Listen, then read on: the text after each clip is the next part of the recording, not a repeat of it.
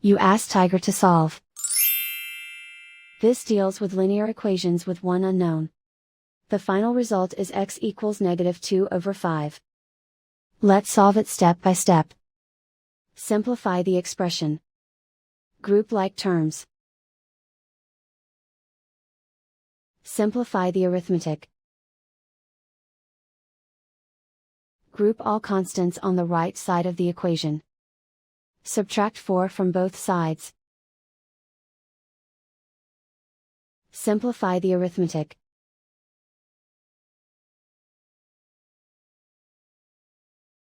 Isolate the x.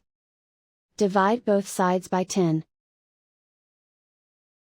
Simplify the fraction.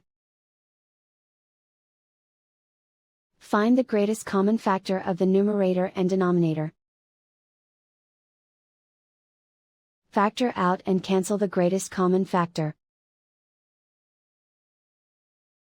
And so the final result is x equals -2/5.